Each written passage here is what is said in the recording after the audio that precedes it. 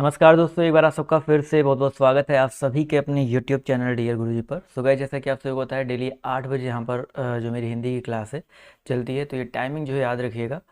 और जितने लोग यहाँ पर जुड़े हैं फटाफट कमेंट करके बताते हुए चलेंगे आप सभी को आवाज़ जो है क्लियर आ रही है कि नहीं आ रही है। उसके बाद क्लास को स्टार्ट करेंगे। पीडीएफ के लिए आप लोग हमारे टेलीग्राम ग्रुप से जुड़ सकते हैं। नीचे देखिए आपको टेलीग्राम ग्रुप का लिंक देखने को मिल जाएगा।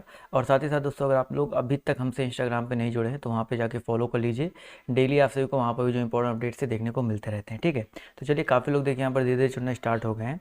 इसके अलावा आप सभी को पता है कि मेरी डेली 3 क्लासेज अनअकैडमी पे भी चलती है, तो आप लोग अनअकैडमी पर भी हमसे जुड़ सकते हैं। सिंपली आपको अनअकैडमी का लर्निंग ऐप डाउनलोड करना है, वहाँ पे मुझे जाकर के फॉलो कर लेना है। डेली मेरी 12 बजे, 3 बजे और 6 बजे, ये 3 टाइम पे मेरी क्लासेज जो चलती हैं, तो आप लोग मुझे वहाँ पे जाकर के फॉलो कर सकते हैं। सिंपली आपको क्या करना है, अनअकैडमी का लर्निंग ऐप डाउनलोड करना है, उसे ओपन करना है, और वहाँ पर मैंने आपको एक वीडियो भी बना दिया है कि कैसे आप लोग वहाँ पर जुड़ सकते हैं। अगर आप लोग मेरी क्लास नहीं ले पाते हैं कि अनअकैडमी पर कैसे आपकी क्लास लेनी है, तो मैंने नीचे डिस्क्रिप्शन बॉक्स में एक वीडियो का लिंक दिया है कि अनअकैडमी की क्लास कैसे लें। उस वीडियो को देख सकते हैं और उससे आप लोग आराम से जुड़ सकते हैं। ठीक है, तो चलिए, और ये हमारा इनवाइट कोड है डियर गुरुजी। इस इनवाइट कोड की वजह से जो है आप लोग मेरी क्लासेस को बिल्कुल फ्री में एक्सेस कर सकते हैं। ठीक है, तो ये इतनी चीज़ें जो है याद रखिएगा। और इसी कोड की मदद से अगर आप लोग प्लस पे भी कोई कोर्स परचेज करते हैं तो प्लस में भी इसी कोड की मदद से आप लोग जो है बिल्कुल फ्री, मतलब 10% डिस्काउंट के साथ प्लस में कोई भी कोर्स जो है ले सकते हैं, A to Z किसी भी कैटेगरी में। तो चलिए, काफ़ी लोग यहाँ पर देखिए जुड़ चुके हैं। अभी हम लोग करते हैं क्लास को स्टार्ट। ठीक, पहला क्वेश्चन देखिए आपके सामने ये रहा। काफ़ी लोग यहाँ पर जुड़ रहे हैं, तो पहला क्वेश्चन देखिए आपके सामने ये रहा कि निम्नलिखित कथनों पर विचार कीजिए और सही उत्तर चुनिए। फटाफट जवाब दीजिए। पहला कथन कह रहा है कि हिंदी के पर्यायवाची शब्द संस्कृत के तद्भव शब्द है। हिंदी की क्या पर्यायवाची शब्द संस्कृत के तद्भव शब्द है? बिल्कुल गलत बात है।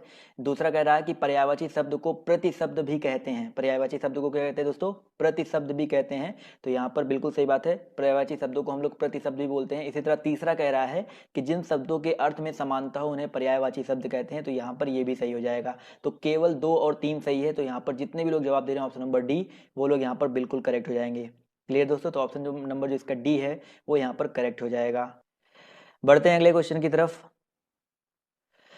तो अगला क्वेश्चन देखिए आपके सामने ये रहा। अश्व का पर्यायवाची नहीं है। फटाफट जवाब दीजिए। अश्व का पर्यायवाची नहीं है तरंग, घोड़ा या आपका घोटक या है। जवाब देखिए आना शुरू हो गया, तो बिल्कुल सही बात है। जो है, अगर हम बात करते हैं है, पर्यायवाची पूछ रहा नहीं है, तो है तो आपका है, घोटक भी है और आपका घोड़ा भी है। लेकिन तरंग की बात करते हैं दोस्तों, जितने भी लोग जवाब दे रहे हैं यहाँ पर तरंग, वो लोग यहाँ पर करेक्ट हो जाएंगे। जो तरंग है दोस्तों आपका, ये अश्व का पर्यायवाची नहीं होता। तरंग का पर्यायवाची दोस्तों आपका लहर होता है। तो याद रखिएगा, यहाँ पर जो लहर है आपका करेक्ट हो जाएगा। क्लियर है? आते हैं अगले क्वेश्चन पर। तो अगला क्वेश्चन देखिए आपके सामने ये रहा कि कौन सा शब्द अनीक का पर्यायवाची है? बताइए। 50+ क्वेश्चन पर्यायवाची से होंगे, जिससे आपको पर्यायवाची अच्छे से क्लियर हो जाएगा। जवाब देखिए यहाँ पर आना शुरू हो गया भाई। अनीक की अगर हम बात करते हैं तो भाई यहाँ पर अनीक का पर्यायवाची सेना हो जाएगा। तो जितने भी साथी जवाब दे रहे हैं यहाँ पर सेना, वो लोग यहाँ पर बिल्कुल करेक्ट हो जाएंगे। चलिए आते हैं अगले क्वेश्चन पर। अगला क्वेश्चन देखिए आपके सामने आ रहा है, पत्थर का पर्यायवाची नहीं है। ये ध्यान दीजिएगा, यहाँ पर नहीं लिखा गया है। तो पत्थर का पर्यायवाची कौन सा नहीं हो जाएगा? बिल्कुल सही बात है सर, जवाब देखिए आना शुरू हो गया है। तो याद रखिएगा, उरग। उरग की अगर हम बात करते हैं दोस्तों, तो उरग जो है पत्थर का पर्यायवाची नहीं होता है, सांप का पर्यायवाची होता है। किसका दोस्तों? आपका सांप का पर्यायवाची होता है। पाहन, उपल और पाषाण, ये दोस्तों आपके पत्थर के पर्यायवाची होते हैं। एक प्रस्तर भी होता है, प्रस्तर भी आपका पत्थर का पर्यायवाची है। क्लियर है? अगला क्वेश्चन यहाँ पर कह रहा है कि पक्षी का पर्यायवाची है। जल्दी जल्दी करेंगे क्योंकि आपको मैं आज 100+ क्वेश्चन करवाने वाला हूँ। पक्षी का पर्यायवाची यहाँ पर कौन सा हो जाएगा? पांचवा जवाब दीजिए फटाफट। जवाब देखिए यहाँ पर आना शुरू हो गया है, तो बिहग। बिल्कुल सही बात है। यहाँ पर अगर हम बात करते हैं बिहग के बारे में, तो दोस्तों पक्षी का पर्यायवाची यहाँ पर क्या हो जाएगा दोस्तों? बिहग हो जाएगा। इसके अलावा खग भी आपका पक्षी का पर्यायवाची होता है, पखेरु भी होता है। खग, पखेरु, परिंदा, तो ये जो होते हैं दोस्तों आपके पक्षी के ही पर्यायवाची होते हैं। क्लियर है? आते हैं अगले क्वेश्चन की तरफ। तो अगला क्वेश्चन देखिए आपके सामने ये रहा, देखिए ध्यान से। नलिनी, कैरव, चंद्रप्रिया किसके पर्यायवाची शब्द हैं? नलिनी है, कैरव है, चंद्रप्रिया है। बताइए किसके पर्यायवाची शब्द हो जाएंगे? फटाफट सभी लोग जवाब देते हुए चलेंगे। जवाब देखिए यहाँ पर सभी लोग एक एक करके जवाब देते हुए चलेंगे, बहुत अच्छी बात है। तो यहाँ पर कुमुदनी, बिल्कुल सही जवाब आ रहा है। तो कुमुदनी के पर्यायवाची हैं भाई, ये जो होते हैं नलिनी, कैरव और चंद्रप्रिया, ये आपके कुमुदनी के पर्यायवाची होते हैं। तो ऑप्शन नंबर जो इसका सी है वो यहाँ पर बिल्कुल करेक्ट हो जाएगा। क्लियर है दोस्तों? चलिए आते हैं अगले क्वेश्चन की तरफ। तो अगला क्वेश्चन देखिए आपके सामने ये रहा कि कौन सा शब्द असुर का पर्यायवाची नहीं है? बताइए यहाँ पर कौन सा शब्द है जो कि असुर का पर्यायवाची नहीं है? फटाफट जवाब दीजिए। यातुधान, शुरारी, धूम्रकेतु या तमीरचर। जवाब दीजिए फटाफट। चलिए, ये तो यहाँ पर अगर देखा जाए तो आपका जो धूम्रकेतु है, अगर हम बात करते हैं धूम्रकेतु के बारे में, तो दोस्तों धूम्रकेतु जो है आपका असुर का पर्यायवाची नहीं है, तो ऑप्शन नंबर जो इसका सी है यहाँ पर करेक्ट हो जाएगा। धूम्रकेतु यहाँ पर नहीं हो जाएगा। क्लियर है। चलिए, उसके अलावा अगला क्वेश्चन ध्यान से देखिए, यहाँ पर क्या कह रहा है कि अरविंद शब्द का पर्यायवाची शब्द बताइए। अरविंद शब्द का पर्यायवाची शब्द क्या हो जाएगा? कमल, कल्प, वृक्ष, या आपका गुलाब, या केवड़ा। तो बिल्कुल सही जवाब है सर। अगर हम अरविंद की बात करते हैं, जवाब यहाँ पर आ रहा है कमल, तो बिल्कुल सही बात है। यहाँ पर जो कमल है करेक्ट हो जाएगा। कमल, जलज, पंकज, ये सारे आपके अरविंद या कमल के पर्यायवाची होते हैं। आते हैं अगले क्वेश्चन की तरफ। तो अगला क्वेश्चन देखिए आपके सामने ये रहा कि निम्न में से कौन सा एक अनाथ का पर्यायवाची नहीं है? नहीं पे ध्यान दीजिएगा, अनाथ का पर्यायवाची नहीं है। जवाब देखिए, बहुत ही आसान सा क्वेश्चन है। तो यहाँ पर सी बिल्कुल सही जवाब आ रहा है। सी, अनाड़ी जो है आपका अनाथ का पर्यायवाची नहीं है। बेसहारा, यतीम, निराश्रित, ये सारी के सारे आपके अनाथ के पर्यायवाची होते हैं। कभी कभी दीन पूछा जाता है, तो दीन भी आपका अनाथ का ही पर्यायवाची है। अगला क्वेश्चन देखिए, कह रहा है भाई निम्नलिखित में से कौन सा एक अनाथ का पर्यायवाची नहीं है? तो सेम क्वेश्चन रिपीट हो गया है, तो इसको स्किप कर देंगे, अनाड़ी यहाँ पर करेक्ट हो जाएगा। आते हैं अगले क्वेश्चन पर। तो अगला क्वेश्चन कह रहा है कि कौन सा शब्द अंधकार का पर्यायवाची है? अंधकार का पर्यायवाची कौन सा है? तम, अमावस्या, अंधेरा, या तिमिर? फटाफट जवाब दीजिए सर। यहाँ पर क्वेश्चन होना चाहिए था कौन सा अंधकार का पर्यायवाची नहीं है। माफ कीजिएगा, इस क्वेश्चन को लिख दीजिए कौन सा अंधकार का पर्यायवाची नहीं है। अब जवाब दीजिए।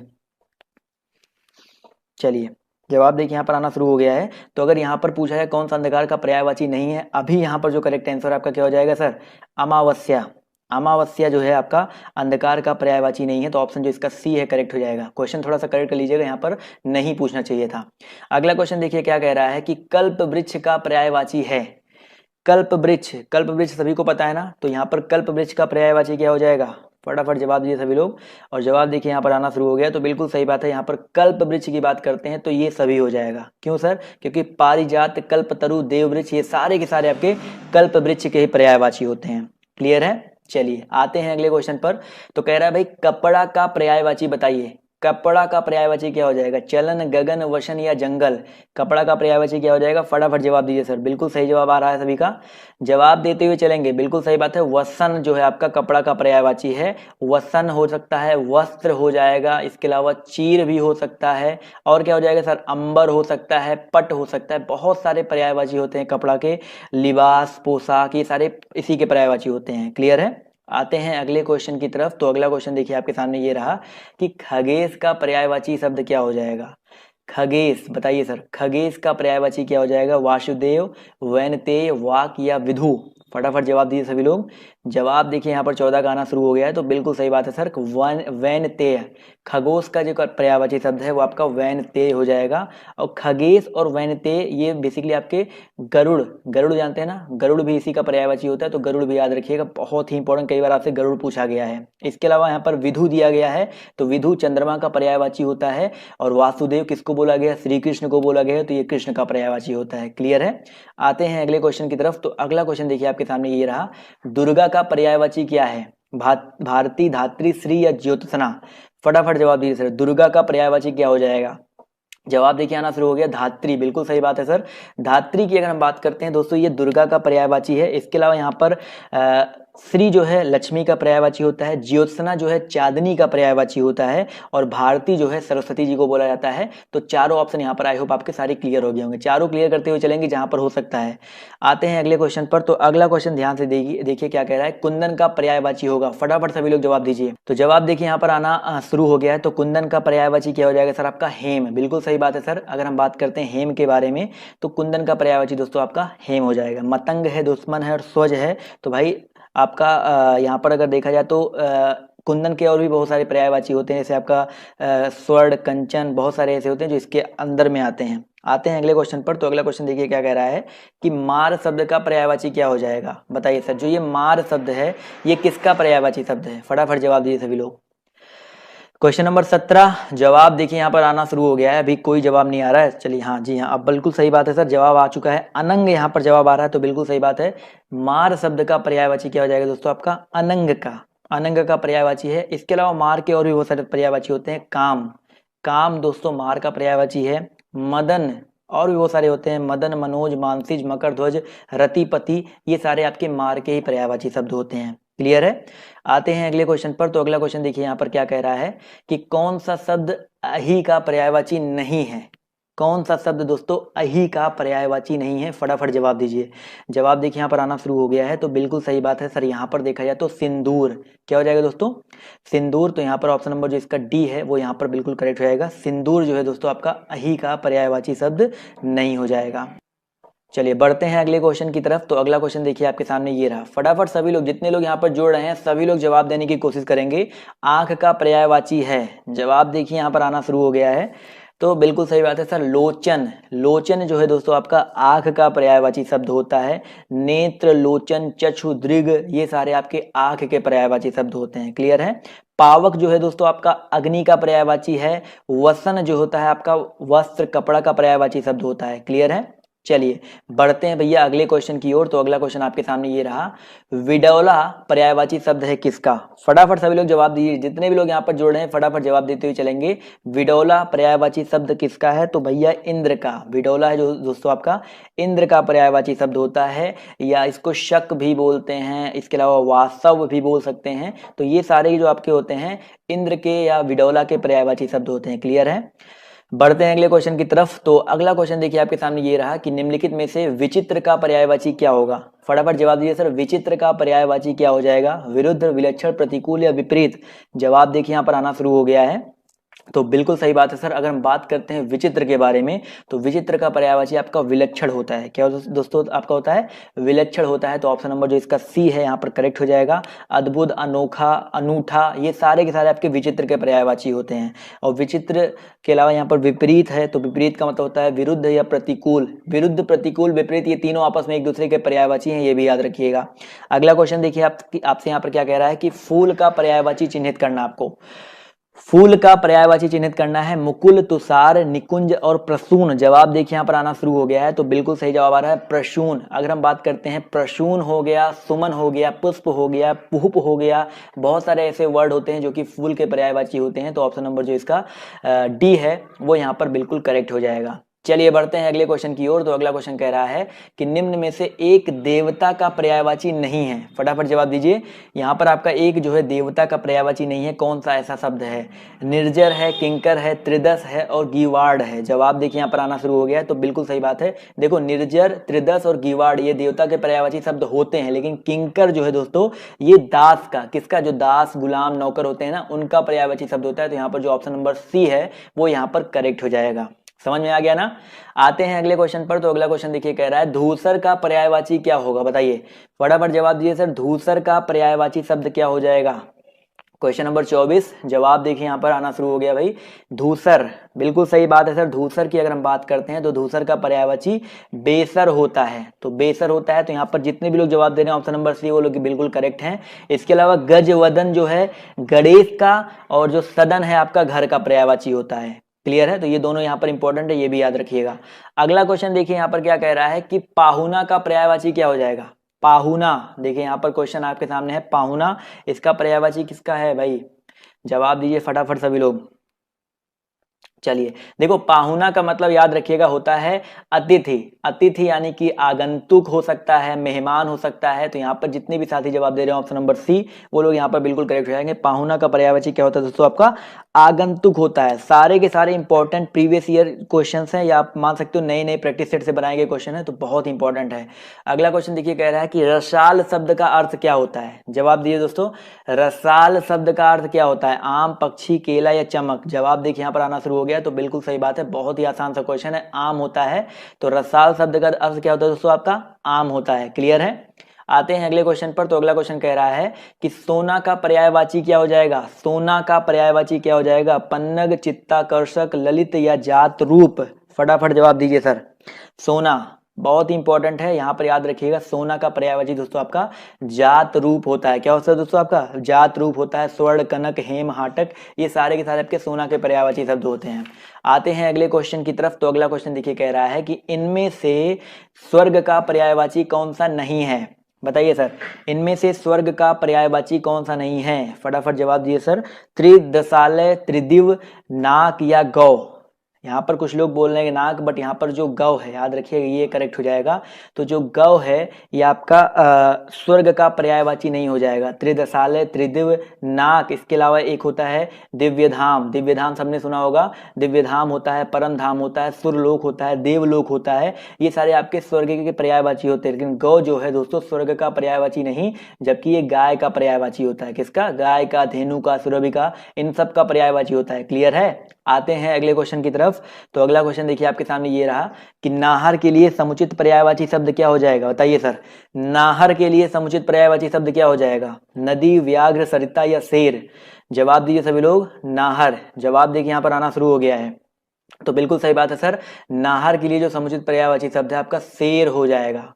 सॉरी, यहाँ पर कह रहा है नाहर के लिए समुचित पर्यायवाची शब्द ना, हाँ बिल्कुल सही बात है। यहाँ पर जितने भी लोग जवाब दे रहे हैं शेर, लॉयन, वो लोग यहाँ पर बिल्कुल करेक्ट हो जाएंगे। शेर का नाहर होता है, केसरी होता है, मृगेंद्र होता है, वनराज होता है, बहुत सारे ऐसे होते हैं। आते हैं अगले क्वेश्चन पर। तो अगला क्वेश्चन कह रहा है भाई हमें सूर्य नमस्कार करना चाहिए। यहाँ पर जो रेखांकित शब्द है सूर्य, इसका पर्यायवाची बताना है। बहुत ही आसान सा क्वेश्चन है, सभी लोग के जवाब यहाँ पर देखिए आने शुरू हो गए हैं। बिल्कुल सही बात है। सूर्य का जो पर्यायवाची होता है दिनकर होता है। क्या होता है दोस्तों? आपका दिनकर होता है। दिनकर, दिवाकर, भानु, भास्कर, ये सारे आपके सूर्य के पर्यायवाची शब्द होते हैं। आते हैं अगले क्वेश्चन की तरफ। तो अगला क्वेश्चन देखिए आपके सामने ये रहा कि भैया 31 से लेकर 36 तक आपको बताना है, विकल्प का उचित पर्यायवाची ही चुनना है। तो चिरंतन का पर्यायवाची क्या हो जाएगा? बताइए सर, चिरंतन का पर्यायवाची क्या हो जाएगा? बिल्कुल सही जवाब आ रहा है। अच्छा, चिरंतन का जो पर्यायवाची होता है वो शाश्वत होता है। क्या होता है दोस्तों? आपका शाश्वत होता है। और अनस्वर और प्राचीन भी इसी के पर्यायवाची होते हैं। अनस्वर और प्राचीन भी इसी के पर्यायवाची होते हैं। क्लियर है? अगला क्वेश्चन देखिए क्या कह रहा है कि अनल। बताइए सर, अनल का पर्यायवाची क्या हो जाएगा? फटाफट जवाब दीजिए।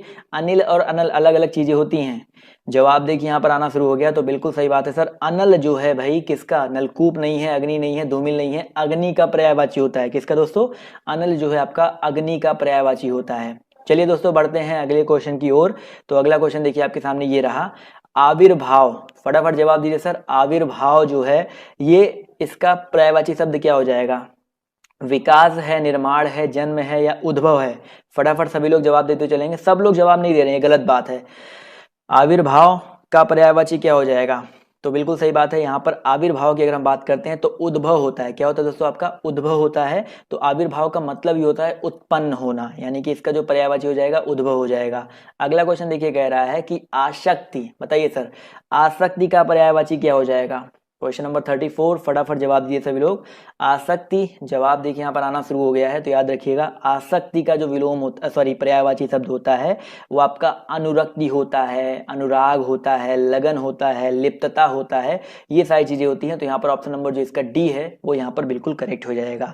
अगले क्वेश्चन पर बढ़ते हैं। तो अगला क्वेश्चन कह रहा है मनसिज। फटाफट जवाब दीजिए सर, जो मनसिज है इसका पर्यायवाची क्या हो जाएगा? बहुत ही आसान सा क्वेश्चन है। मनसिज, जितने पर्यायवाची हैं सब तैयार हो जाएंगे, टेंशन लेने की कोई बात ही नहीं है। मनसिज, जवाब देखिए यहाँ पर आना शुरू हो गया है। तो भैया मनसिज या मनोज या कदर्प या स्मर या अनंग, ये सारे के सारे आपके कामदेव के पर्यायवाची होते हैं। कामदेव अभी इसके पहले भी एक बार मिल चुका है, तब भी मैंने आपको मनोज तो बताया ही था। तो यहाँ पर ये कामदेव के पर्यायवाची होते हैं। तो ऑप्शन नंबर जो इसका ए है वो यहाँ पर क्या हो जाएगा दोस्तों? करेक्ट हो जाएगा। अगले क्वेश्चन पर आते हैं। तो अगला क्वेश्चन कह रहा है भैया ऋतुपति। ऋतुपति जो है किसका पर्यायवाची है? फटाफट जवाब दीजिए सर। ऋतुपति किसका पर्यायवाची है? फटाफट जवाब दीजिए। 36, फटाफट यहाँ पर जवाब देखिए आना शुरू हो गया है। तो ऋतुपति की अगर हम बात करते हैं दोस्तों, ऋतुपति वसंत को भी बोला जाता है और मधुमास को भी बोला जाता है। तो यहाँ पर दोनों ऑप्शन करेक्ट हो जाएंगे, याद रखिएगा। कुछ लोग सी और कुछ लोग डी बोल रहे हैं, बट यहाँ पर दोनों करेक्ट हो जाएगा। ऋतुपति भैया वसंत और मधुमास दोनों होता है। तो यहाँ पर दोनों ऑप्शन जो है बिल्कुल करेक्ट हो जाएंगे। क्लियर है दोस्तों?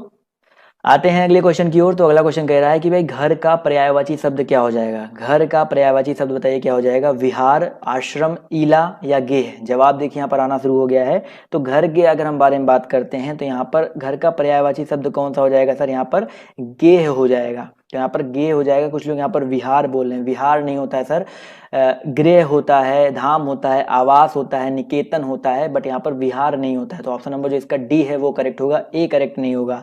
आते हैं अगले क्वेश्चन। भाई यहाँ पर अगर हम बात करते हैं विहार किसका पर्यायवाची है, तो आश्रम का पर्यायवाची विहार होता है। याद रखिएगा, आश्रम का पर्यायवाची विहार होता है, ना कि घर का। क्लियर है? आते हैं अगले क्वेश्चन पर। तो अगला क्वेश्चन देखिए कह रहा है सभा का पर्यायवाची कौन सा नहीं है? बताइए सर, सभा का पर्यायवाची कौन सा नहीं होगा? चार ऑप्शन है सम्मिलित, बैठक, परिषद या महावर्तन। फटाफट जवाब दीजिए सर। सभा। सभा आपका एक समुदायवाचक या समूहवाचक संज्ञा है। और दोस्तों इसका जो पर्यायवाची कौन सा नहीं है, तो सम्मिलित। यहाँ पर जितने भी लोग जवाब दे रहे हैं सम्मिलित, तो सभा का पर्यायवाची यहाँ पर सम्मिलित जो है नहीं होता है। क्लियर है? तो ऑप्शन नंबर जो इसका ए है वो यहाँ पर बिल्कुल करेक्ट हो जाएगा, सही जवाब आ रहा है। अगला क्वेश्चन देखिए, कह रहा है फूल का पर्यायवाची नहीं है। जवाब दीजिए फटाफट। फूल का पर्यायवाची कौन सा नहीं होगा? चार ऑप्शन आपके सामने दिए गए हैं। जवाब देखिए यहाँ पर आना शुरू हो गया है। तो भैया सुमन की अगर हम बात करते हैं तो सुमन पर्यायवाची है। यहाँ पर पूछ रहा कौन सा नहीं है, तो यहाँ पर तनुजा नहीं होगा। तो यहाँ पर तनुजा याद रखिएगा नहीं हो जाएगा। तनुजा जो होता है दोस्तों पुत्री का पर्यायवाची होता है। किसका दोस्तों होता है? आपका पुत्री का पर्यायवाची होता है। पुष्प आपका फूल का पर्यायवाची है। कुसुम आपका पुष्प का पर्यायवाची है, लेकिन यहाँ पर तनुजा जो है नहीं हो जाएगा। क्लियर है? तो देखिए ऐसे कुछ क्वेश्चंस होते हैं, लोग यहाँ पर गलत करके आ जाते हैं। भाई फूल का पर्यायवाची आपका ये सारे होते हैं, पर तनुजा नहीं होता है। अगला क्वेश्चन देखिए आपके सामने ये रहा कि बागेश्वरी का पर्यायवाची शब्द क्या है? फटाफट जवाब दीजिए सर। बागेश्वरी का पर्यायवाची शब्द क्या है? कमला, शारदा, सुखदा या प्रेमदा? फटाफट सभी लोग जवाब दीजिए। तो बागेश्वरी की अगर हम बात करते हैं तो बिल्कुल सही जवाब आ रहा है सर यहाँ पर शारदा। जो शारदा है या सरस्वती है या आपका वाग्देवी है, वीणा पाड़ी है, ये सारे के सारे आपके बागेश्वरी के पर्यायवाची शब्द होते हैं। क्लियर है? इसके अलावा कमला, देखो कमला भी याद रखिएगा लक्ष्मी जी का पर्यायवाची होता है, लक्ष्मी का पर्यायवाची शब्द है। इसके अलावा सुखदा जो है आपका सुख प्रदान करने वाली, सुखदा का मतलब होता है दोस्तों सुख प्रदान करने वाली स्त्री, और प्रेमदा का मतलब होता है प्रेम देने वाली स्त्री। तो दोनों स्त्रियों के लिए यूज होता है सुखदा और प्रेमदा, तो याद रखिएगा। कमला आपका श्री लक्ष्मी जी के लिए है। तो चारों ऑप्शन क्लियर है आपके। आते हैं अगले क्वेश्चन की ओर। तो अगला क्वेश्चन देखिए आपके सामने ये रहा कि भाई निम्न में से कौन सा अज्ञानी का पर्यायवाची नहीं है? बताइए निम्न में से कौन सा अज्ञानी का पर्यायवाची नहीं है? अज्ञ, विज्ञ, मूर्ख या अनभिज्ञ? फटाफट जवाब दीजिए सर। यहाँ पर अज्ञानी का पर्यायवाची कौन सा नहीं है? जवाब देखिए यहाँ पर, बहुत ही अच्छा क्वेश्चन है। यहाँ पर बिल्कुल सही जवाब आना शुरू हो गया। तो यहाँ पर भिज्ञ, बिल्कुल सही बात है सर। भिज्ञ की बात करते हैं तो भिज्ञ जो है आपका अज्ञानी का पर्यायवाची नहीं है। इसके अलावा यहाँ पर भिज्ञ का मतलब होता है समझदार, और अज्ञानी यहाँ पर बोला गया है ना, तो भिज्ञ मतलब समझदार होता है, बुद्धिमान होता है, अकलमंद होता है। तो यहाँ पर ये पर्यायवाची नहीं हो जाएगा। अगला क्वेश्चन ध्यान से देखिए, निम्नलिखित में से कौन सा कौमुदी का पर्यायवाची है? बताइए सर, निम्नलिखित में से कौन सा कौमुदी का पर्यायवाची है? चांदनी, चंद्रहास, ज्योति और रोशनी? फटाफट जवाब दीजिए। यहाँ पर पर्यायवाची किसका हो जाएगा? कौमुदी का पर्यायवाची कौन सा हो जाएगा? जवाब देखिए आना शुरू हो गया। तो ए बिल्कुल सही बात है। यहाँ पर जो चांदनी है दोस्तों, ये आपका कौमुदी का पर्यायवाची है। चांदनी और क्या हो सकता है? चंद्रिका, अजोरिया भी बोलते हैं। ये बहुत इंपॉर्टेंट, एक मैंने यहाँ पर लिख दे रहा हूँ, अजोरिया। अजोरिया जो, जिसको अजोरिया रात बोलते हैं ना, तो अजोरिया कई बार पूछा गया है। तो अजोरिया जो होता है वो भी चंद्रिका या चांदनी का पर्यायवाची होता है। अगला क्वेश्चन देखिए, कह रहा है कि भौरा का सही पर्यायवाची शब्द बताइए। भौरा का सही पर्यायवाची शब्द कौन सा हो जाएगा? फटाफट जवाब दीजिए। बहुत ही आसान सा क्वेश्चन है। कुंज है, आली है, भ्रमर है, खद्योत है? तो याद रखिएगा भाई, भौरे की बात करते हैं तो यहाँ पर भ्रमर हो जाएगा। करेक्ट आंसर क्या हो जाएगा दोस्तों आपका? भ्रमर। कुंज नहीं होगा सर, कुंज अलग चीज होता है। भौरा का पर्यायवाची भ्रमर होता है, मधुप होता है, अली होता है। देखो आली लिखा है ना, तो यहाँ पर एक याद रखिएगा, अली जो अगर छोटे ई लगा है तो अली जो होता है ये भी आपका भौरा का पर्यायवाची शब्द होता है। आते हैं अगले क्वेश्चन पर। तो अगला क्वेश्चन देखिए, कह रहा है कि 44 और 45 के लिए आपको पर्यायवाची शब्द चुनना है। तो समुद्र, समुद्र का पर्यायवाची क्या क्या हो जाएगा? फटाफट जवाब दीजिए। उदक है, आर्डव है, तुंग है और विश्वंभर है? फटाफट जवाब दीजिए सर। समुद्र का पर्यायवाची क्या हो जाएगा दोस्तों? बिल्कुल सही बात है सर। समुद्र के बारे में बात करते हैं तो अर्डो, यहाँ पर जो ऑप्शन नंबर जो इसका सी है वो यहाँ पर करेक्ट हो जाएगा। समुद्र का पर्यायवाची यहाँ पर अर्डो हो जाएगा। क्लियर है? चलिए इसके अलावा आते हैं क्वेश्चन नंबर 45 पर। तो सौदामनी बताइए सर। सौदामनी बोला गया है सर, वहां पर सौदामनी का पर्यायवाची क्या हो जाएगा? फटाफट जवाब दिए। गंगोत्री है, व्यापारी है, दारा है या विद्युत है? जवाब देखिए यहाँ पर आना शुरू हो गया है। तो बिल्कुल सही बात है सर। सौदामनी की बात करते हैं तो यहाँ पर विद्युत जो है करेक्ट हो जाएगा। विद्युत जो है दोस्तों आपका सौदामनी शब्द का पर्यायवाची होता है। चंचला, चापला, दामिनी, इन्हीं को बोला जाता है। दामिनी से बना है सौदामनी। क्लियर है? आते हैं अगले क्वेश्चन पर। तो अगला क्वेश्चन देखिए, कह रहा है संरचना शब्द के लिए कौन सा पर्यायवाची शब्द अनुचित है? संरचना शब्द के लिए कौन सा पर्यायवाची शब्द यहाँ पर अनुचित हो जाएगा? जवाब दीजिए फटाफट। विरचित, संगठना, उसके अलावा उद्भावना या रचना विन्यास? तो संरचना शब्द के लिए यहाँ पर जो अनुचित पर्यायवाची हो जाएगा वो आपका यहाँ पर देखा जाए तो उद्भावना हो जाएगा। उद्भावना क्यों हो जाएगा सर? संरचना शब्द क्या मतलब होता है? विरचित या संगठना, ये रचना विन्यास होता है, लेकिन यहाँ पर जो आपका ऑप्शन नंबर बी है उद्भावना, ये यहाँ पर गलत हो जाएगा। तो उद्भावना शब्द जो है संरचना का पर्यायवाची नहीं है। क्लियर है? तो यहाँ पर बी वाला ऑप्शन करेक्ट होगा, ए या सी नहीं होगा। आते हैं अगले क्वेश्चन पर। तो अगला क्वेश्चन जो यहाँ पर क्या कह रहा है कि स्वच्छ शब्द का पर्यायवाची शब्द बताइए। फटाफट जवाब दीजिए सर, स्वच्छ शब्द का पर्यायवाची शब्द क्या हो जाएगा? पंकिल है, नीरद है, नीरज है और निर्मल है।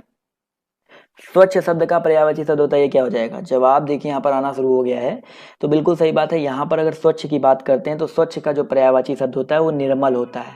निर्मल होता है सर, नीरज नहीं होता है सर। नीरज तो अलग चीज हो गया, पंकिल नीरज तो अलग है, बट यहाँ पर स्वच्छ की बात करते हैं तो ये निर्मल का पर्यायवाची शब्द होता है, या निर्मल जो है स्वच्छ का पर्यायवाची होता है। क्लियर है? आते हैं अगले क्वेश्चन पर। पीडीएफ डाउनलोड कर लेंगे तो पीडीएफ में आपको ये सब कुछ ऐसे ही मिल जाएगा, तो उसकी टेंशन मत लीजिएगा। अगला क्वेश्चन देखिए, आपसे कह रहा है कि प्रश्न संख्या 48 और 49 में बताना है मृगधर, पर्यायवाची शब्द बताना है। मृगधर का पर्यायवाची बताइए क्या हो जाएगा? फटाफट जवाब दीजिए सर, मृगधर का पर्यायवाची शब्द क्या हो जाएगा? 48 49 जवाब देखिए यहाँ पर आना शुरू हो गया है। तो बिल्कुल सही बात है सर। अगर हम बात करते हैं मृगधर के बारे में तो मृगधर का जो पर्यायवाची शब्द है आपका चंद्रमा हो जाएगा। क्या हो जाएगा दोस्तों? आपका चंद्रमा। सिंह नहीं होगा सर, चंद्रमा होगा। तो ऑप्शन नंबर जो इसका सी है वो यहाँ पर करेक्ट हो जाएगा। मृगधर का पर्यायवाची क्या हो जाएगा दोस्तों? आपका चंद्रमा। अगला क्वेश्चन देखिए, कह रहा है पराग। पराग का पर्यायवाची बताइए सर। सुकुमार है, भारती है, फूल है या सुगंध है? फटाफट सभी लोग जवाब देते हुए चलेंगे। पराग का मतलब क्या होता है सर? खुशबू होता है ना, खुशबू, यानी कि आप लोग क्या कह सकते हो? बिल्कुल सही बात है। यहाँ पर सुगंध जो है इसका करेक्ट आंसर हो जाएगा। पराग का पर्यायवाची क्या हो जाएगा सर? सुगंध हो जाएगा। क्लियर है? समझ में आ रहा है दोस्तों? अगला क्वेश्चन देखिए आपके सामने ये रहा कि कमल के फूल पर भौरे मंडराते हैं। तो अभी मैंने भौरों के बारे में बताया था, भौरे क्या होते हैं, इसका पर्यायवाची कौन सा नहीं है? भौरे के बारे में मैंने आपको बता दिया, भ्रमर होता है, अली होता है, बहुत सारे होते हैं। यहाँ पर कौन सा नहीं होगा? मधुप भी होता है, मधुकर भी होता है, भ्रमर भी होता है। तो बिल्कुल सही बात है सर। यहाँ पर जो जलज है, ये जलज जो है आपका भौरे का पर्यायवाची नहीं हो जाएगा। जलज बेसिकली आपका शायद कमल का पर्यायवाची होता है। बिल्कुल सही बात है। तो जलज जो होता है आपका कमल का पर्यायवाची होता है। तो ऑप्शन जो इसका सी है वो यहाँ पर करेक्ट हो जाएगा। अगला क्वेश्चन देखिए आपका क्या कह रहा है कि आकाश में चंद्रमा चमक रहा है। आकाश में चंद्रमा चमक रहा है, यहाँ पर आपको आकाश का बताना है कौन सा पर्यायवाची नहीं है। फटाफट जवाब दीजिए सर, आकाश का कौन सा पर्यायवाची नहीं है? तो बिल्कुल सही जवाब आना शुरू हो गया सर। यहाँ पर अगर देखा जाए तो व्योम, आकाश का मतलब व्योम भी होता है, नभ भी होता है, गगन भी होता है, लेकिन रसाल जो होता है ये बेसिकली आम का पर्यायवाची होता है। किसका दोस्तों? आपका आम का। अमृत फल भी बोला जाता है रसाल को, इसके अलावा आम्र भी बोला जाता है, इनके पर्यायवाची होते हैं। तो भाई ये 51 क्वेश्चन जो अभी तक मैंने करवाए हैं ये आपके पर्यायवाची से। अब पर्यायवाची, अब आप जो 24 तारीख को एग्जाम देने वाले हो या यूपी पीसीएस का भी एग्जाम दोगे तो इसके बाहर पर्यायवाची कोई ज्यादा नहीं पूछेगा, और कुछ इंपॉर्टेंट और चीजें मैं आपको पीडीएफ के रूप में प्रोवाइड कर दूंगा, जिससे आप लोग इसको डाउनलोड करके पूरा पर्यायवाची क्लियर कर लीजिएगा। अब बढ़ते हैं हम लोग विलोम शब्द की ओर। विलोम ज्यादा नहीं है, बट जो भी लाया हूँ बहुत इंपॉर्टेंट लेकर के आया हूँ। तो विलोम शब्द फटाफट देख लेते हैं। तो पहला क्वेश्चन देखिए आपके सामने ये रहा। 38 क्वेश्चन शायद विलोम से हैं, फटाफट देखते हुए चलेंगे। तो यहाँ पर कह रहा है कि कौन सा विलोम शब्द युग्म आपका असंगत है? असंगत चुनना है, यानी कि कौन से आपके में विलोम शब्द नहीं है। फटाफट जवाब दीजिए यहाँ पर।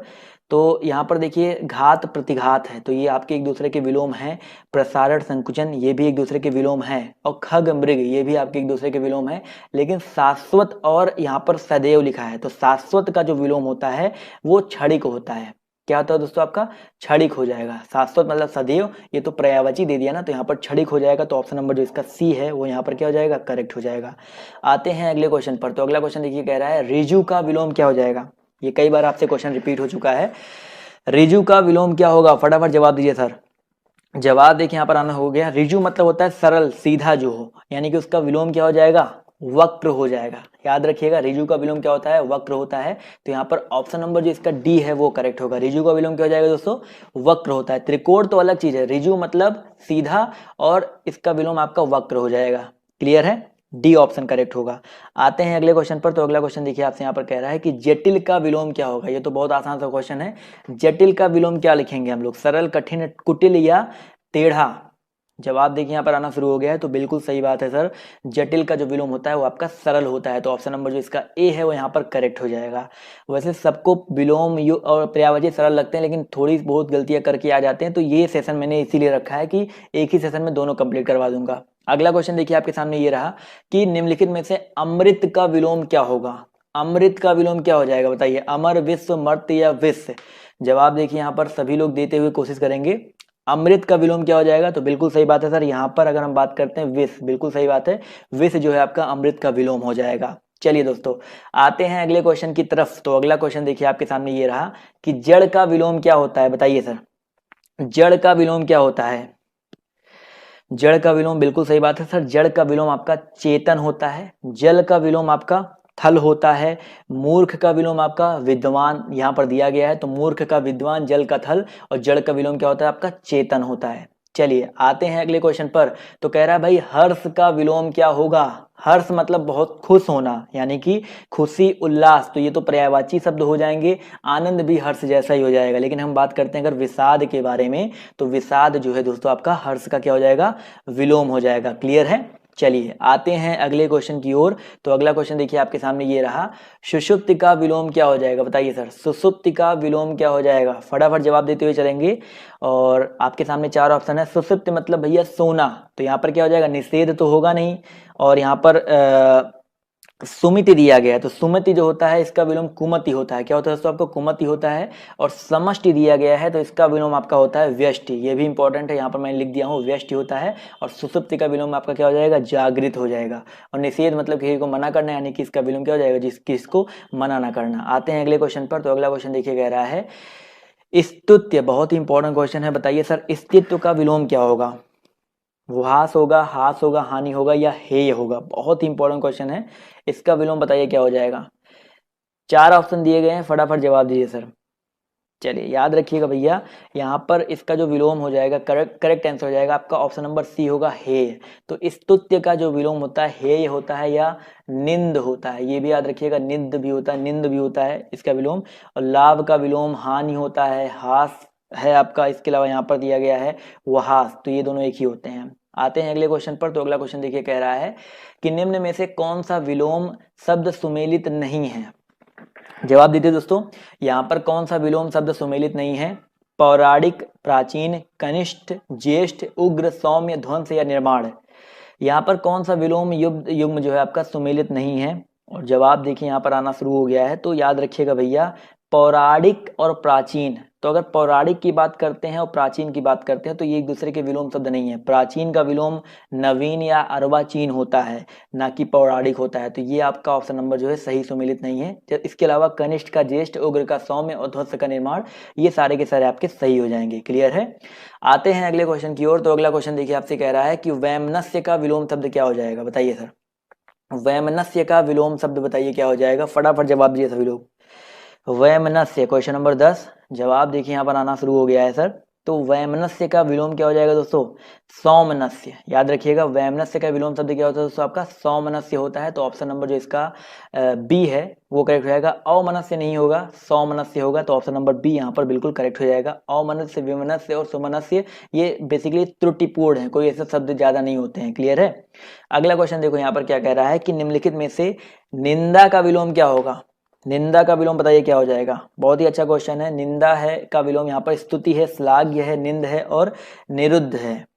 चलिए, निंद अभी मैंने आपको बता दिया था, निंद तो होता है भाई स्तुत्य का विलोम। किसका होता है? स्तुत्य का विलोम होता है, या इसका विलोम आपका वंद भी बोल सकते हो। लेकिन यहाँ पर निंदा का विलोम पूछा गया है, तो याद रखिएगा निंदा का विलोम आपका स्तुति होता है। निंदा मतलब किसी की निंदा करना, स्तुति मतलब किसी की निंदा ना करके उसको मतलब बताना कि भाई तुम अच्छा काम कर रहे हो, तो स्तुति करना होता है। क्लियर है? या स्तुति बहुत किसी की स्तुति वैसे भी की जाती है। तो ऑप्शन जो इसका ए है यहाँ पर करेक्ट हो जाएगा। अगला क्वेश्चन ध्यान से देखो, यहाँ पर क्या कह रहा है? तामसिक, बहुत ही इंपॉर्टेंट क्वेश्चन है। तामसिक का विलोम बताइए क्या हो जाएगा? तामसिक का विलोम क्या हो जाएगा? सात्विक, दृढ़, अभय या सामिस? फटाफट जवाब दीजिए सर। तो बिल्कुल सही बात है सर, तामसिक का जो विलोम होता है आपका क्या होता है? देखो, सामिस का निरामिस होता है, अभय का निर्भय होता है। अभय का क्या होता है सर? अभय का निर्भय हो जाए, सभय हो जाएगा या निर्भय हो जाएगा। अभय का विलोम आपका सभय हो सकता है, सॉरी अभय निर्भय तो एक ही चीज है। अभय का विलोम सभय हो जाएगा, ये याद रखिएगा। इसके अलावा यहाँ पर अगर हम बात करते हैं दृढ़, तो दृढ़ का विलोम तामसिक नहीं होगा। लेकिन तामसिक के बारे में बात करते हो तो यहाँ पर जितने लोग बोले सात्विक, वो करेक्ट हो जाएंगे। दृढ़ तो मतलब होता है निश्चित, और सात्विक तो अलग चीज है, तामसिक अलग चीज है ना। तो सात्विक का विलोम तामसिक होता है, बहुत ही इंपॉर्टेंट है, याद रखिएगा। और यहाँ पर क्वेश्चन नंबर 13 की तरफ बढ़ते हैं। तो क्या कह रहा है? 13 से 18 तक के लिए आपको जो रेखांकित भाग हैं उनका विलोम बताना है, विलोम झाड़ करके लिखना है। तो कह रहा है योग, योग का विलोम क्या होता है? बताइए सर। योग का विलोम क्या हो जाएगा सर, फटाफट जवाब दीजिए सर। तो योग का अभियोग होता है, नियोग होता है, रोग होता है या भोग होता है? बहुत ही इंपॉर्टेंट क्वेश्चन है। तो भाई योग की अगर हम बात करते हैं तो योग का विलोम आपका भोग होता है, अभियोग नहीं होता है, भोग होता है। तो ऑप्शन नंबर जो इसका डी है वो यहाँ पर क्या हो जाएगा, बिल्कुल करेक्ट हो जाएगा। क्लियर है दोस्तों? चलिए आते हैं अगले क्वेश्चन पर। तो अगला क्वेश्चन देखिए आपसे यहाँ पर क्या कह रहा है। भाई देखो, अगर हम बात करते हैं योग के बारे में तो याद रखिएगा योग का अभियोग नहीं होता। योग का मतलब होता है किसी चीज को योग करना, और योग का विलोम हमेशा याद रखिएगा भोग ही होता है। इसमें कैसे क्या बता दें, यहाँ पर योग का विलोम ही आपका भोग होता है। आते हैं अगले क्वेश्चन पर। तो अगला क्वेश्चन कह रहा है कि उसका उत्तरीय उस पर बहुत जच रहा है। तो उत्तरीय का विलोम क्या हो जाएगा, फटाफट जवाब दीजिए। उत्तरीय का मतलब होता है आपका ऊपर पहनने वाला वस्त्र। तो बताइए इसका विलोम क्या हो जाएगा, फटाफट जवाब दीजिए। अधो वस्त्र, बिल्कुल सही बात है सर। अधो वस्त्र यानी कि जो ऊपर नहीं पहना जाता है। तो आपका ऑप्शन नंबर जो इसका बी है यहाँ पर करेक्ट हो जाएगा। क्लियर है? आते हैं अगले क्वेश्चन की तरफ। तो अगला क्वेश्चन देखिए आपसे यहाँ पर क्या कह रहा है। लंबी योग साधना से उसका ओजस्वी चेहरा देखते ही बनता था। तो ओजस्वी का विलोम बताना आपको। ओजस्वी मतलब जिसके तेज होते हैं। तो बताइए इसका विलोम क्या हो जाएगा, ओजस्वी का विलोम क्या हो जाएगा सर? देखिए कांतिहीन है, शोकाकुल है, और यहाँ पर मलिन है और कामुक है। मलिन तो मतलब होता है गंदा, तो ओजस्वी का विलोम तो मलिन नहीं होगा, बट यहाँ पर कांतिहीन यानी कि जिसके चेहरे पर कांति हो ही ना। तो भाई ओजस्वी का समानार्थी कांति होता है, ओजस्वी का विलोम क्या हो जाएगा, कांतिहीन हो जाएगा, यानी कि जिसके चेहरे पर चमक ही ना हो। तो ऑप्शन नंबर जो इसका ए है वो यहाँ पर क्या हो जाएगा, करेक्ट हो जाएगा। क्लियर है दोस्तों? चलिए आते हैं अगले क्वेश्चन की तरफ। तो अगला क्वेश्चन देखिए आपके सामने ये रहा कि भाई जैन मत को मानने वालों को श्वेतांबर बड़ी संख्या में है। तो श्वेतांबर का विलोम क्या हो जाएगा, बताइए श्वेतांबर का विलोम क्या हो जाएगा, जवाब दीजिए फटाफट यहाँ पर। तो श्वेतांबर का विलोम क्या हो जाएगा? देखो जैन मत में दो ही अंबर वाले थे, श्वेतांबर और दिगंबर। तो बिल्कुल सही बात है, श्वेतांबर का विलोम क्या हो जाएगा दोस्तों, आपका दिगंबर हो जाएगा। क्लियर है? आते हैं अगले क्वेश्चन की तरफ। तो अगला क्वेश्चन देखिए आपके सामने क्या कह रहा है कि उस कृपण व्यक्ति के चर्चे दूर दराज तक होने लगे। तो कृपण का विलोम बताना है, फटाफट जवाब दिए सर। कृपण का विलोम क्या हो जाएगा? कृपण का मतलब होता है कंजूस। कृपण का मतलब क्या होता है भाई, बहुत जो कंजूस हो, किसी को कुछ देता वोता ना हो। तो इसका विलोम क्या हो जाएगा, फटाफट जवाब दीजिए। तो भाई कृपण का विलोम याद रखिएगा दानी हो जाएगा। क्या हो जाएगा दोस्तों, याद रखिएगा कृपण का विलोम क्या हो जाएगा, आपका दानी हो जाएगा। कृपण मतलब जो किसी को दान वान ना देता हो, दानी मतलब जो सब कुछ बांटता फिरता हो। तो ऑप्शन नंबर जो इसका डी है यहाँ पर करेक्ट हो जाएगा। चलिए दोस्तों आते हैं अगले क्वेश्चन पर। तो अगला क्वेश्चन देखिए कह रहा है ज्येष्ठ मास में निर्जला एकादशी का व्रत बहुत कठिन होता है। तो ज्येष्ठ का विलोम बताना है, फटाफट जवाब दीजिए। ज्येष्ठ का विलोम क्या हो जाएगा? अभी मैंने इसका जो पहला क्वेश्चन बताया था तो ज्येष्ठ का विलोम वहां पर देखने को मिला था आपको। तो बिल्कुल सही बात है सर, ज्येष्ठ का विलोम आपका क्या होता है, कनिष्ठ होता है। क्लियर है? चलिए आते हैं अगले क्वेश्चन पर। तो अगला क्वेश्चन देखिए कह रहा है कि श्याम को भगवान पर जितनी अनुरक्ति है उसकी पत्नी की उतनी ही भगवान पर क्या हो जाएगा, यानी कि अनुरक्ति का विलोम बताना है आपको। क्या हो जाएगा सर, अनुरक्ति का विलोम क्या होगा? अभी मैंने आपको बताया था रिक्ति होगा, विरक्ति होगा या ग्लानि होगा। जवाब दिए सर। अनुरक्ति का विलोम दोस्तों आपका विरक्ति होता है। बिल्कुल सही जवाब आ रहा है सर। अनुरक्ति का विलोम क्या होता है दोस्तों, आपका विरक्ति होता है। क्रोध का विलोम आपका क्या होता है, क्षमा होता है। रिक्ति का विलोम आपका पूर्ण होता है। क्लियर है? आते हैं अगले क्वेश्चन पर। तो अगला क्वेश्चन देखिए कह रहा है कि लौकिक जगत की माया में सभी फंसे हुए हैं। तो लौकिक का सटीक विलोम क्या हो जाएगा? तो लौकिक, जवाब देखिए यहाँ पर ऑप्शन पढ़ के ही आपका आंसर देखिए आपके दिमाग में घुस गया होगा। तो अलौकिक, बिल्कुल सही बात है। लौकिक का विलोम क्या हो जाएगा दोस्तों, आपका अलौकिक हो जाएगा। क्लियर है? चलिए लौकिक का अलौकिक हो जाएगा। आते हैं अगले क्वेश्चन की तरफ। यहाँ पर इसे कुटिल दिया गया, तो कुटिल का भी जान लो। कुटिल का मतलब होता है सरल। कुटिल का विलोम आपका सरल हो सकता है। सांसारिक का परालौकिक, ये बहुत इंपॉर्टेंट है। सांसारिक का क्या होता है सर, परालौकिक होता है, ये भी याद रखिएगा। सांसारिक का क्या होता है दोस्तों, आपका परालौकिक होता है। आते हैं अगले क्वेश्चन। दुनियावी ऐसा कुछ होता ही नहीं है। अगला क्वेश्चन देखिए कह रहा है कि संतोष महाधन है। तो संतोष का विलोम बताइए क्या हो जाएगा, फटाफट जवाब दीजिए सर। संतोष का विलोम क्या हो जाएगा? ये तो बहुत ही आसान सा क्वेश्चन है। तो बिल्कुल सही बात है सर, संतोष का विलोम आपका असंतोष हो जाएगा। अस्वीकार का स्वीकार हो जाएगा। असहयोग का सहयोग हो जाएगा, और आसार का सार हो जाएगा। तो इसमें तो बस आला हटा देना था। क्लियर है? आते हैं अगले क्वेश्चन पर। तो अगला क्वेश्चन कह रहा है कि उद्धत का विलोम शब्द क्या हो जाएगा? जवाब दिए दोस्तों। उद्धत का विलोम शब्द क्या हो जाएगा? क्वेश्चन नंबर आपका यहाँ पर 22 है, और जवाब देखिए यहाँ पर आना शुरू हो गया है सर, उद्धवत। बहुत ही आसान सा क्वेश्चन है। जवाब देखिए आना शुरू हो गया। तो याद रखिएगा, हम बात करते हैं अगर उद्धत के बारे में, तो उद्धत का विलोम हमेशा याद रखिएगा विनीत होता है। क्या होता है दोस्तों? आपका विनीत होता है। उत्तम का विलोम अधम, उत्तम शब्द का विलोम आपका अधम होता है। इसके अलावा यहाँ पर सौख्य है, तो विलोम कोमल का कठोर होता है। कोमल का क्या होता है? कठोर होता है। क्लियर है? तो यहाँ पर उत्तम का अधम होता है, उद्धत का विनीत होता है। तो यहाँ पर ये तीनों याद रखिएगा। आते हैं अगले क्वेश्चन की ओर। तो अगला क्वेश्चन देखिए आपके सामने ये रहा कि विपरीतार्थक शब्द चुनना है। शोषक, शोषक का विलोम बताइए क्या हो जाएगा? ये तो आसान है। तो 23 फटाफट जवाब दीजिए सर। शोषक का विलोम क्या हो जाएगा? शोषित पोषक, पोषक होता है लेकिन कौन सा पोषक होगा? बी वाला। बिल्कुल शुद्ध वर्तनी भी आपको देखते हुए चलना है। तो यहाँ पर ये वाला करेक्ट होगा, ये वाला करेक्ट नहीं होगा। क्लियर है? तो ऑप्शन जो इसका बी है करेक्ट हो जाएगा। और शोषण यहाँ पर दिया गया है तो इसका विलोम आपका पोषण होता है। यानी कि शोषण का विलोम पोषण, शोषक का विलोम पोषक। क्लियर है? और शोषित तो आपका अलग चीज हो जाएगा। आते हैं अगले क्वेश्चन पर। तो अगला क्वेश्चन कह रहा है कि प्रसारण शब्द का विलोम बताइए क्या हो जाएगा? प्रसारण शब्द का विलोम बताइए क्या हो जाएगा? आपके सामने 4 ऑप्शन दिए गए हैं। प्रतिपादन, आरक्षण या संदर्शन या आकुंचन। तो जवाब देखिए आना शुरू हो गया है। तो याद रखिएगा, प्रसारण शब्द का विलोम आपका आकुंचन होता है। आकुंचन भी होता है या सकुंचन लिखा है तो दोनों एक ही चीज होता है। दोनों विलोम मत समझिएगा, सकुंचन या आकुंचन एक ही चीज होता है। तो प्रसारण का विलोम या तो सकुंचन है या तो आकुंचन है, दोनों एक चीज होता है, याद रखिएगा। अगला क्वेश्चन देखिए कह रहा है कि आपको बताना है कि बेमेल शब्द चुनना है। 25 नंबर क्वेश्चन में और 26 नंबर क्वेश्चन में बेमेल चुनना है। यानी घर, परिवार, प्रियजन, बच्चे, यहाँ पर बेमेल कौन सा है? आसान सा क्वेश्चन है, जवाब दे सकते हैं आप लोग। घर है, परिवार है, प्रियजन है, बच्चे हैं। बिल्कुल सही जवाब है सर। देखिए, प्रियजन सजीव है, बच्चे सजीव है, परिवार भी आपका सजीव में आता है। लेकिन यहाँ पर अगर हम बात करते हैं घर के बारे में, तो घर आपका एक निर्जीव चीज है सर। घर आपका एक निर्जीव चीज है। तो ऑप्शन नंबर जो इसका ए है वो बेमेल हो जाएगा। प्रियजन तो आपके मतलब मानव में आते हैं ना, प्रियजन के अंदर भी मनुष्य आता है, बच्चों के अंदर भी मनुष्य होता है, परिवार में भी मतलब मनुष्य है, लेकिन घर जो है आपका एक निर्जीव चीज है। अगला क्वेश्चन देखिए यहाँ पर क्या कह रहा है कि भाई समस्या, कठिनाई, खेद और कठिन जटिलता, यहाँ पर आपको बेमेल शब्द चुनना है। समस्या है, खेद है, कठिनाई है और जटिलता है।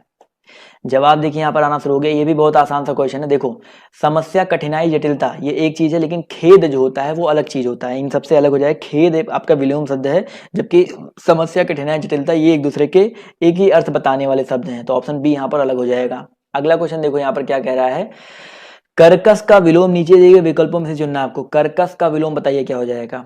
कठोर, मधुर, विवेकी या विनम्र। फटाफट जवाब दिए सभी लोग। कर्कश का विलोम क्या हो जाएगा? कर्कश का मतलब जो बहुत कर्कश होता है, यानी कि आवाज इसकी मधुर नहीं होती है। तो यहाँ पर मधुर जो हो जाएगा इसका विलोम हो जाएगा। कर्कश शब्द का विलोम आपका जो हो जाएगा मधुर हो जाएगा। या कोमल अगर होता तो भी हो जाता है। जैसे कठोर का विलोम आपका कोमल होता है, विवेकी का अविवेकी होता है, विनम्र का अविनम्र होता है। क्लियर है? आते हैं अगले क्वेश्चन पर। तो क्या कह रहा है भैया, श्री गणेश का विलोम शब्द क्या हो जाएगा? श्री गणेश का विलोम शब्द बताइए क्या हो जाएगा? श्री गणेश मतलब किसी चीज को शुरू करना, तो इसका विलोम शब्द क्या हो जाएगा? चलिए जवाब देखिए यहाँ पर आना शुरू हो गया। तो भैया देखो, जब कोई चीज हम लोग शुरू करते हैं उसको हम लोग बोलते हैं श्री गणेश। तो यानी कि खत्म करने को क्या बोलेंगे? विनाश बोलेंगे या इतिश्री बोलेंगे? दोनों बताइए सर। तो इतिश्री होते हैं, तो इतिश्री हो जाएगा यहाँ पर। ऑप्शन नंबर जो इसका बी है करेक्ट हो जाएगा। जबकि विनाश का मतलब होता है उत्पत्ति, तो विनाश और उत्पत्ति है। क्लियर है? तो विनाश और उत्पत्ति हो जाएगा। कोई चीज शुरू करते हैं तो श्री गणेश बोलते हैं, कोई चीज खत्म करते हैं तो देखिए पंडितों को आपने देखा भी होगा तो वो इतिश्री बोलते हैं। क्लियर है? अगला क्वेश्चन देखिए आपसे यहाँ पर क्या कह रहा है कि संपन्नता का विलोम शब्द क्या हो जाएगा? संपन्नता, फटाफट जवाब दीजिए सर। संपन्नता का विलोम शब्द क्या हो जाएगा? जवाब देखिए यहाँ पर आना शुरू हो गया है। तो बिल्कुल सही बात है सर। संपन्नता की अगर हम बात करते हैं तो इसका विलोम शब्द आपका हो जाएगा निर्धनता। क्या हो जाएगा दोस्तों? निर्धनता। भाई कोई चीज संपन्न है, कोई निर्धन है, तो यहाँ पर ऑप्शन नंबर जो इसका बी है वो यहाँ पर बिल्कुल करेक्ट हो जाएगा। वैसे अगर एग्जैक्ट रूप में करेक्ट आंसर यहाँ पर देखा जाए ना, तो एक बहुत जिसका एग्जैक्ट आंसर होता है वो विपन्नता होता है। क्लियर है? विपन्नता अगर होता है ऑप्शन में तो वो आप बहुत अच्छे रूप से लगाते। तो ऑप्शन नंबर जो विपन्नता या निर्धनता एक ही चीज है, तो यहाँ पर करेक्ट हो जाएगा। क्लियर है? चलिए बढ़ते हैं अगले क्वेश्चन की ओर। तो अगला क्वेश्चन देखिए कह रहा है कौटिल्य का विलोम बताइए क्या हो जाएगा? जवाब देते हुए चलेंगे सभी लोग। कौटिल्य का विलोम क्या हो जाएगा? तो अगर हम कौटिल्य की बात करते हैं दोस्तों, कौटिल्य का जो विलोम होता है वो आपका आर्जो होता है। क्या होता है दोस्तों? आपका आर्जो होता है। याद रखिएगा ऑप्शन नंबर जो इसका बी है वो यहाँ पर करेक्ट हो जाएगा। आते हैं अगले क्वेश्चन की तरफ। तो अगला क्वेश्चन ध्यान से देखिएगा, यहाँ पर क्या कह रहा है कि पृथ्वी का विलोम बताइए क्या है? देख सकते हैं ग्राम विकास अधिकारी 2018 में क्वेश्चन पूछा गया था। पृथ्वी का विलोम क्या होता है? ये तो सबको पता होगा, बहुत ही आसान सा क्वेश्चन है। और पृथ्वी का विलोम क्या होता है? बिल्कुल सही बात है सर। पृथ्वी का जो विलोम होता है, पृथ्वी की बात कर रहे हैं सर, पृथ्वी का विलोम आकाश होता है, तो ऑप्शन नंबर जो इसका ए है वो यहाँ पर बिल्कुल करेक्ट हो जाएगा। गोचर का आगोचर होता है और आकाश का विलोम आपका क्या, देखिए यहाँ पर लौकिक का अलौकिक हो जाएगा और धरती पाताल ये हो जाएगा। क्लियर है। आते हैं अगले क्वेश्चन पर। तो अगला क्वेश्चन देखिए आपसे यहाँ पर कह रहा है कि अवनी, अवनी एक शब्द है तो इसका विलोम बताइए क्या हो जाएगा। अवनी शब्द का विलोम बताइए क्या हो जाएगा। बहुत ही आसान सा क्वेश्चन है, जवाब फटाफट सभी लोग देते हुए चलेंगे। तो अगर हम बात करते हैं अवनी के बारे में दोस्तों, तो अवनी का विलोम आपका अंबर होता है। क्या दोस्तों, आपका अंबर होता है, या आपका अवनी का जो विलोम होता है आपका अंबर होता है। तो ऑप्शन नंबर जो इसका ए है यहाँ पर करेक्ट हो जाएगा। अगला क्वेश्चन देखिए कह रहा है कि कौन सा शब्द ऐहिक शब्द का विलोम है, बताइए। 10 मिनट बचा है और ज्यादा से ज्यादा क्वेश्चन करवाने की कोशिश करूंगा। ऐहिक शब्द का विलोम क्या हो जाएगा। क्वेश्चन नंबर आपका 33 जवाब दीजिए यहाँ पर। तो ऐहिक की बात करते हैं तो ऐहिक का जो विलोम होता है पारालौकिक होता है या पारलौकिक होता है। क्लियर है। इसके अलावा भौतिक का आध्यात्मिक होता है, सांसारिक का सांस्कारिक हो जाएगा, पारलौकिक हो जाएगा। आते हैं अगले क्वेश्चन पर। तो अगला क्वेश्चन कह रहा है आकाश का विलोम क्या हो जाएगा। देखिए आकाश के कई सारे विलोम होते हैं, अभी मैंने आपको एक बताया था धरती या पाताल भी होता है। तो आकाश का विलोम दोस्तों आपका पाताल भी होता है। तो ये तो सब पहले भी बता भी चुका हूं, तो इसको स्किप करते हैं। अगला क्वेश्चन देखिए कह रहा है कि अल्पज्ञ का विलोम क्या हो जाएगा। 35 और 36 में आपको विलोम शब्द जो चुनना है आपको। अल्पज्ञ का विलोम बताइए क्या हो जाएगा। अल्पज्ञ जिसके मतलब होता है भाई जिसको कम ज्ञान हो, यानी कि इसका अभिज्ञ नहीं होगा सर। अल्पज्ञ का जो विलोम होगा आपका क्या हो जाएगा, सर्वज्ञ हो जाएगा या बहुज्ञ हो जाएगा, सर्वज्ञ हो जाएगा। तो ऑप्शन नंबर जो इसका सी है वो यहाँ पर करेक्ट हो जाएगा, डी नहीं होगा। अगला क्वेश्चन देखिए कह रहा है कि कृष्ण का विलोम क्या होगा। कृष्ण का विलोम बताइए फटाफट क्या हो जाएगा। 36 फटाफट जवाब दीजिए सर।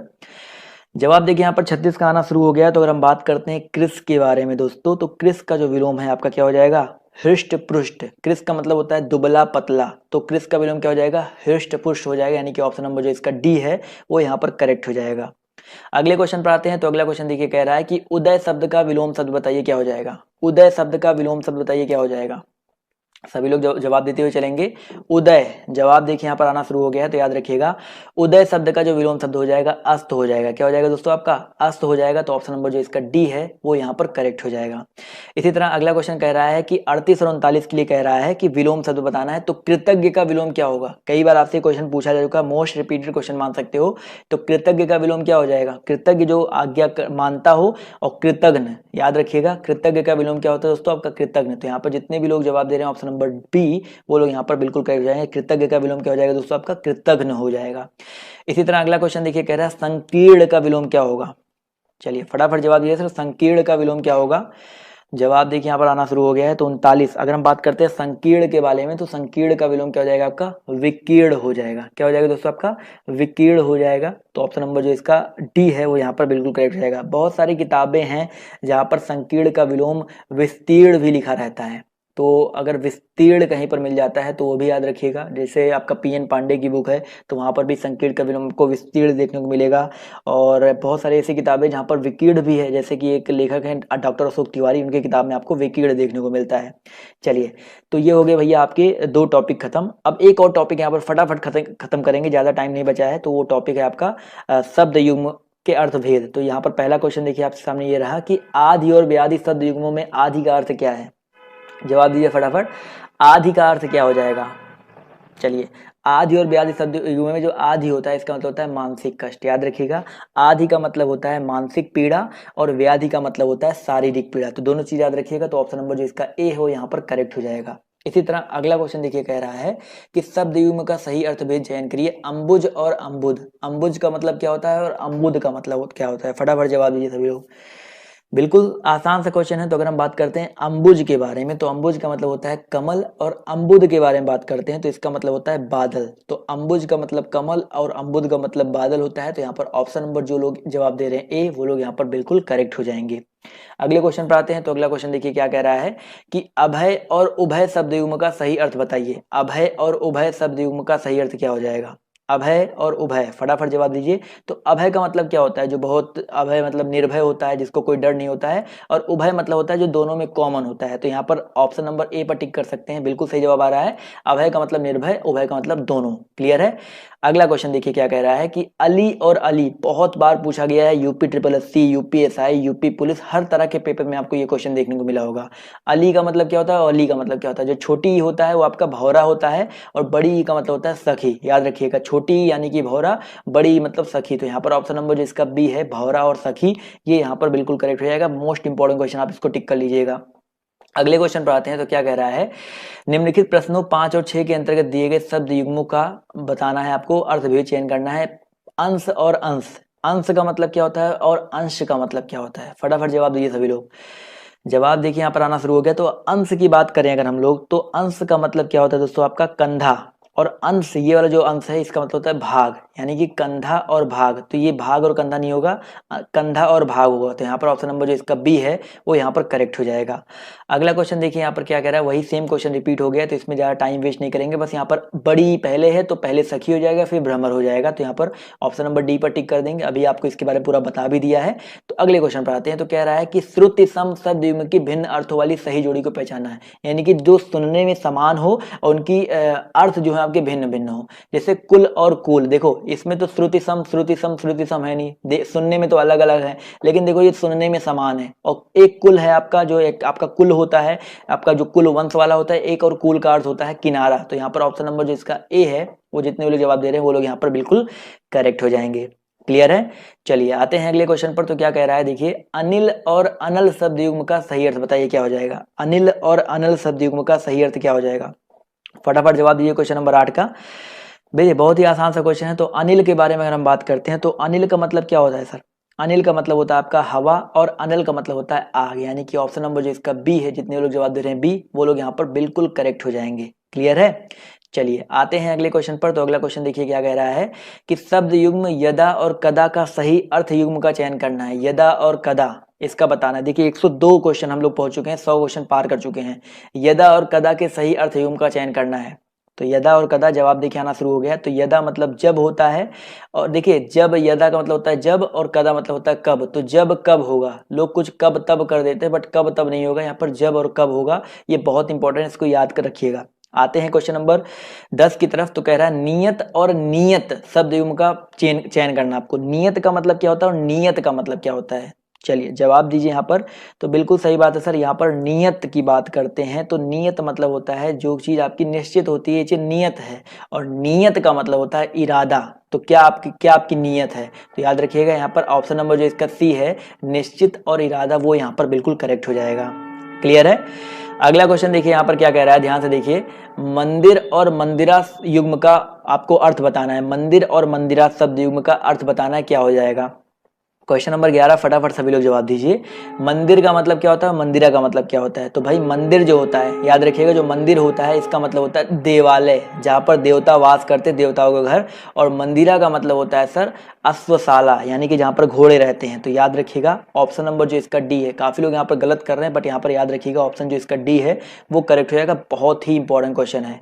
अगला क्वेश्चन देखिए यहाँ पर क्या कह रहा है कि शब्द युग्म की कौन सी जोड़ी सही नहीं है, बताइए। शब्द युग्म की कौन सी जोड़ी यहाँ पर सही नहीं है। न्याय अन्याय, अचल अचला, धरा पृथ्वी, मान अपमान, फटाफट जवाब दीजिए सर। देखिए न्याय का विलोम आपका अन्याय होता है, धरा का विलोम आपका क्या होता है सर, पृथ्वी होता है, मान का विलोम अपमान होता है। लेकिन अचल और अचला की बात करते हैं, तो अचल और अचला, देखो अचल का मतलब होता है पर्वत और अचला का मतलब होता है पृथ्वी। यानी कि ये दोनों, ये आपका जो ऑप्शन नंबर सी है, ये आपकी जोड़ी सही नहीं हो जाएगी। यानी कि सब एक दूसरे के विलोम है, लेकिन यहाँ पर ये आपका विलोम नहीं है। क्लियर है। तो ऑप्शन नंबर जो इसका सी है वो यहाँ पर करेक्ट हो जाएगा। आते हैं अगले क्वेश्चन पर। तो अगला क्वेश्चन देखिए आपसे यहाँ पर क्या कह रहा है कि सही अर्थ वाला आपको युग्म चयन करना है। आपको सही अर्थ वाला शब्द युग्म कौन सा है। आकर, आकार, खाना, आकृति, कुल, कूल, वंश, शीतल। तो मैंने अभी आपको कूल का मतलब शीतल नहीं किनारा बताया था, तो बी तो वैसे ही गलत हो जाएगा। इसके अलावा यहाँ पर आकर और आकार है, तो आकर और आकार यहाँ पर ये भी गलत हो जाएगा। अगर इसके अलावा हम बात करते हैं किस ऑप्शन के बारे में, निर्जर और निर्झर, निर्झर दिया गया है, इस ऑप्शन को देखो तो यहाँ पर निर्जर निर्झर भी गलत है। सर और सर, बाढ़ भला आदमी, ये भी गलत है। तो यहाँ पर कौन सा करेक्ट हो जाएगा सर। यहाँ पर एक काम करिएगा, यहाँ पर चेक कर लेते हैं। आकर है और आकार है, तो जी हाँ ये वाला ऑप्शन करेक्ट हो जाएगा, क्योंकि भाई आकार का मतलब आकृति होता है और आकर मतलब आपका खाना खान होता है। यहाँ पर खाना मैंने पढ़ लिया था, खान लिखा है, तो ये करेक्ट है, खान बिल्कुल करेक्ट है। आकर मतलब होता है खान और आकार मतलब होता है आकृति, तो ऑप्शन नंबर जो इसका ए है करेक्ट हो जाएगा। क्लियर है। इसके अलावा कुल का मतलब आपका वंश दिया है, कुल का मतलब किनारा होता है। निर्जर का मतलब देखिए देवता होता है, ना कि शून्य यहाँ पर दिया गया। निर्जर मतलब आपका देवता होता है और निर्झर मतलब आपका देखो दिया ही गया है झरना। इसके अलावा सर और सार दिया गया, तो शर का मतलब बाढ़ होता है और सर मतलब आपका होता है भला आदमी नहीं तालाब होता है, तो चारों चीज याद रखिएगा। क्लियर है, तो ये चारों ऑप्शन आई होप अब तो क्लियर हो गए होंगे। अगले क्वेश्चन पर आते हैं, तो अगला क्वेश्चन देखिए कह रहा है चिर और चीर का अर्थ क्या है, बताइए फटाफट। चिर का मतलब क्या है और चीर का मतलब क्या है, फटाफट जवाब दीजिए। क्वेश्चन नंबर 14 जवाब देखिए यहाँ पर आना शुरू हो गया। तो भाई चिर और चीर की अगर हम बात करते हो तो चिर का मतलब होता है आपका क्या, पुराना, और चीर का मतलब होता है कपड़ा, तो ऑप्शन नंबर जो इसका सी है वो यहाँ पर बिल्कुल करेक्ट हो जाएगा। क्लियर है दोस्तों। चलिए आते हैं अगले क्वेश्चन पर। तो अगला क्वेश्चन कह रहा है नीचे दिए गए शब्द युग्म के सही अर्थभेद का चयन करें, अभिराम और अविराम। अभिराम और अविराम बताइए फटाफट। क्वेश्चन नंबर 15 शब्द युग्म का चयन करना है। क्वेश्चन नंबर 15 फटाफट जवाब देखिए यहाँ पर आना शुरू हो गया है। तो भाई अगर हम बात करते हैं अभिराम के बारे में और अविराम के बारे में, तो अभिराम मतलब होता है सुंदर और अविराम मतलब होता है लगातार, तो यहाँ पर जितने भी लोग जवाब दे रहे हैं ऑप्शन नंबर डी, वो लोग यहाँ पर बिल्कुल करेक्ट हो जाएंगे। सो गाइस यहाँ पर आज हम लोगों ने एक साथ सॉल्व किए 108 क्वेश्चन, यानी कि 100 प्लस मैंने बोला था, और 1 घंटे 1 मिनट भी हुए हैं, तो 1 घंटे सॉरी 1 घंटे कंप्लीट नहीं हुए, बट यहाँ पर 108 क्वेश्चन 1 घंटे के पहले ही हमने कवर करवा दिए। तो यहाँ पर आज का टेस्ट आपको कैसा लगा कमेंट करके फटाफट बता दीजिए, और मिलते हैं आपसे कल फिर से इसी टाइम, और आपका जब तक एग्जाम है इसी तरह के आपको क्वेश्चन देखने को मिलते रहेंगे। तो आज की टेस्ट में मजा आया ना सभी को। चलिए इसका पीडीएफ डाउनलोड कर लीजिएगा। तो अभी के लिए बाय बाय, टेक केयर, जय हिंद, जय भारत। मिलते हैं आप सबसे नेक्स्ट वीडियो में।